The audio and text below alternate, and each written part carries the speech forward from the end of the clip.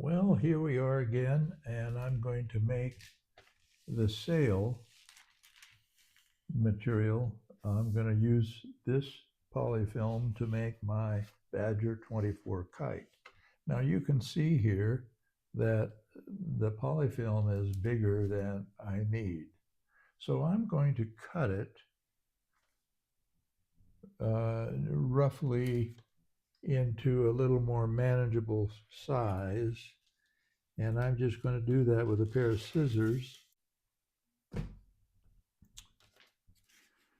I want it oriented so that I am making the kite with the nose pointed to me so that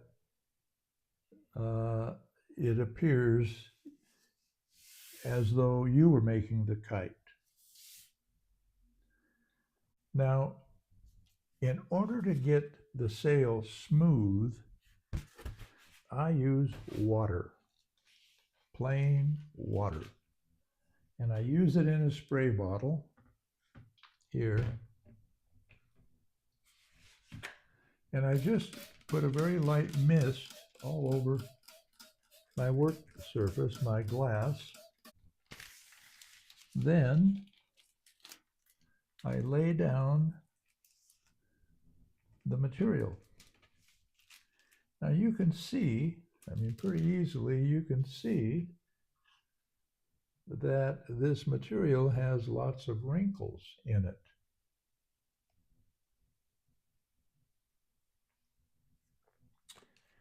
Well, you don't want those. I don't want those. So I'm going to get out some of the big ones this way. So I'm going to use an old credit card and see how that quickly, easily, I'm just very lightly pushing the card along the surface of the material. Now, I don't want, in the process of this, I don't want to distort the material. I want it to be as close as possible to its completely natural shape. I don't want to distort it because that will influence some bad flight behaviors that I prefer not to have in the kite. So there we have pretty much all of them out. So that was very quick. And now I'm just going to use a piece of paper towel and, kind of take the water off. Now I rely on glue to bond all of the parts together and nothing else. The kind of glue I use is either Weldwood contact cement, which I rarely use anymore. My favorite is a glue that I buy online called T8000. I bought this from aliexpress.com from China, but it's available, I think, on Amazon also. Now, before we get into making the kite, or my next step here in making it, I want to share with you something about the carbon fiber parts. For the spine material, this 1 millimeter by 4 millimeter carbon, I buy this from aliexpress.com from China. It comes prepaid shipping, makes it very inexpensive to buy, and they have all kinds of cross-sectional shapes and dimensions. Now you can also buy it from various hobby and related type RC type stores online. As far as I'm aware from my experience of ordering it from those people, it is also made in China carbon fiber. It is not anything different from this. And sometimes their prices are the same. Sometimes they're a little higher than if you buy it from China. But on the bow, it's harder to find it on AliExpress.com because you need longer lengths. When you order the carbon for the spine, it comes 500 millimeters, which is about 20 inches long. And I don't have any kite I make with a spine that long. So I just cut off a small part of it each time to make it fit the kite I'm making. But on a bow, like on this one, it's a 24-inch bow. There are a few places on AliExpress.com that will ship longer pieces of carbon fiber, but you have to search for them, and they're a little bit more expensive. And I don't know, I haven't recently compared the price of those to the price of buying it in the US online from an RC supply place or a model airplane supply place or a hobby shop or a kite store. Once I have this smoothed out, ready to cut, the cutting of it is the last thing I do. I don't cut it and then make the kite. I make the kite with this entire piece as it is. And when I'm done installing the bow and the spine and the battens, I then cut out the kite. Now that's very different from the way I used to make them years ago and did it that way for years and years. But more recently, I've found this method actually produces a kite a little quicker, but more importantly, a better kite, at least for me. And here again, this is just me. There's one person. There are many, many ways to approach making a fighter kite, all of them valid. So pick the one or the parts of ones that you want, mix them up, whatever, but find what works for you. That's the only thing that matters, really. None of this other stuff is important. Now I'm going to use a Sharpie here and draw around my pattern. Identify the wingtips which I marked when I drew my pattern, here and here. And here's the dot on the wingtip line crossing the spine. So I connect all of that and at the same time measure it to make sure that it is the distance it's supposed to be. And that is, in this case, 20.5 inches. That means that the center line will be 10.25 inch right here, which is right where the dot is. So I draw my line here.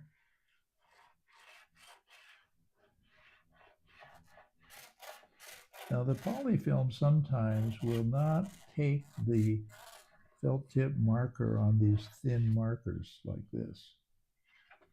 This one barely did, but it did. So now I do the same on the spine, but I'm going to use a little heavier marker for it because of the spine line here.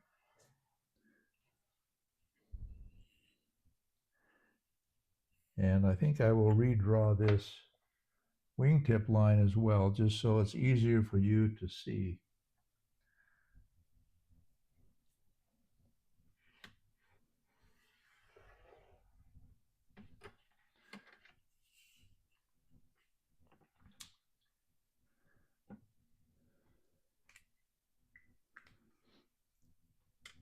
The next thing I do is if I'm going to do it, and on all my kites I do it, but you don't have to, I reinforce this nose leading edge area right in here.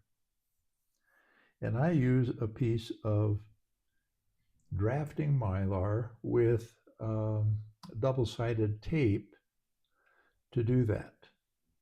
And draw on it where I want to cut it. And I'm going to place this one right here. And I'll make a same thing for the other side, but at different angles, obviously.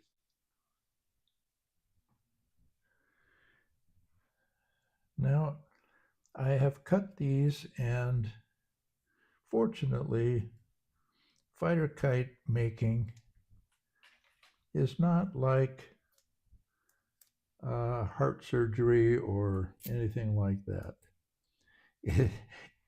You can make a fighter kite as accurate as you wish, depending on your patience and capability in terms of the materials you're using.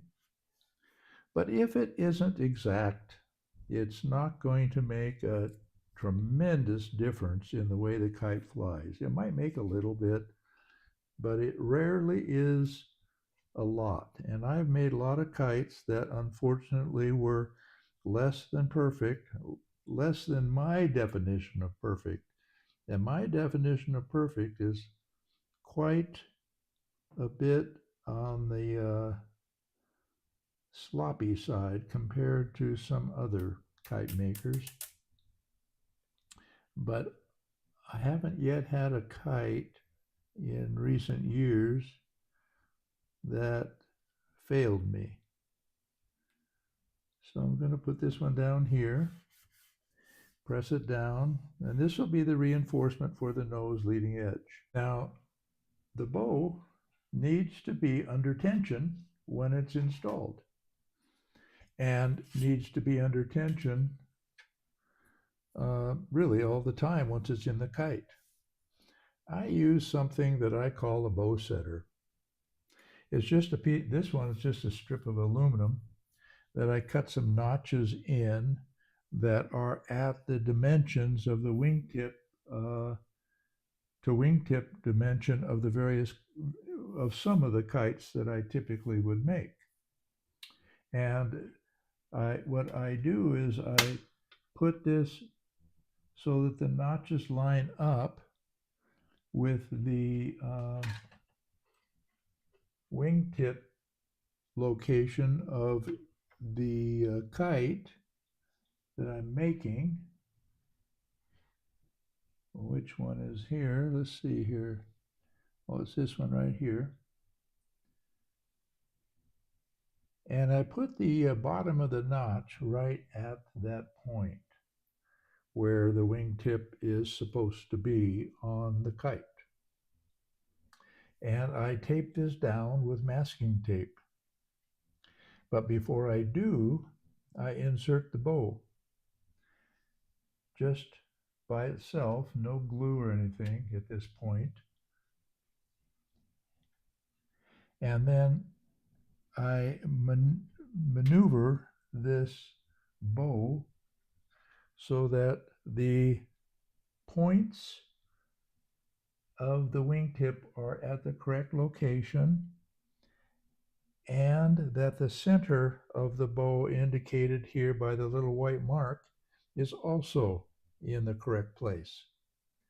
Then I just use pieces of masking tape and tape this to my workbench. So now that this is taped down, I can remove the bow. And what my next step is to put glue on the bow. Now, when I put glue on the bow, I put it on the area of the bow from the tip, the wing tip here, up to about this point. So this distance, I put glue all the way around on the carbon fiber on both ends, which I'll show you.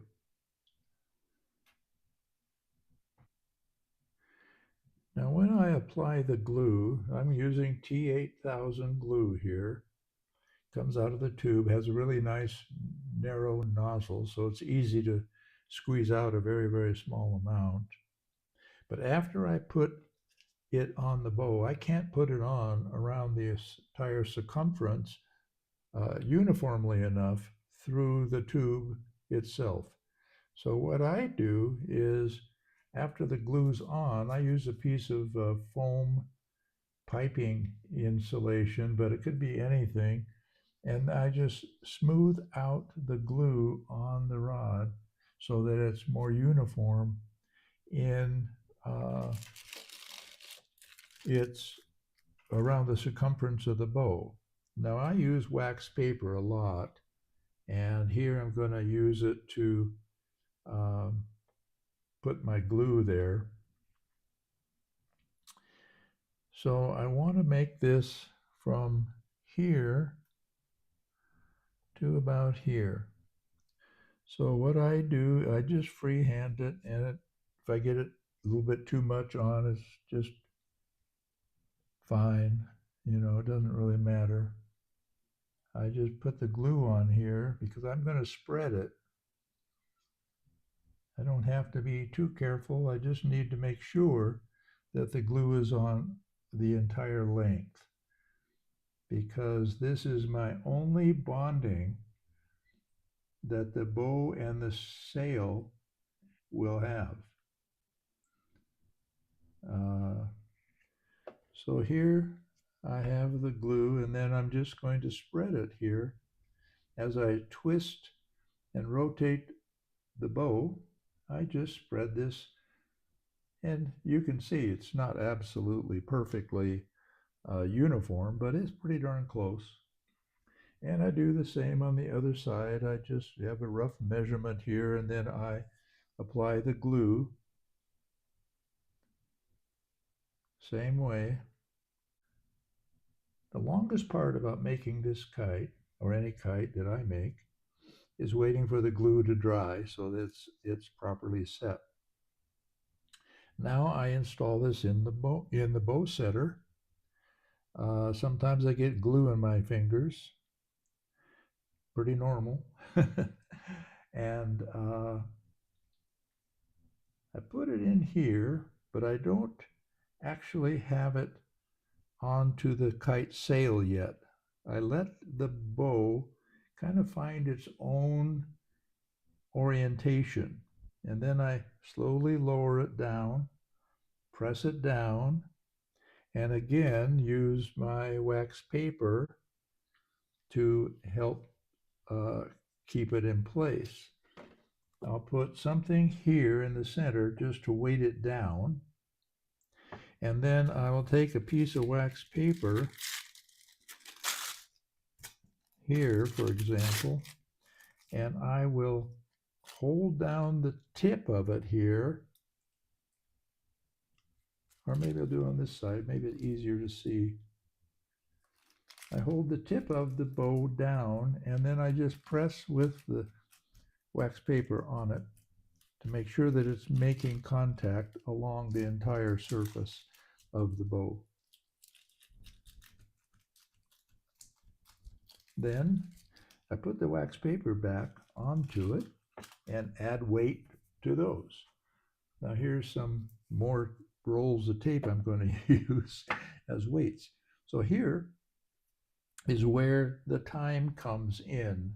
This will take 2 to 3 hours or longer, depending on the temperature of your room, the humidity, and so on. And we'll come back to it in the next video.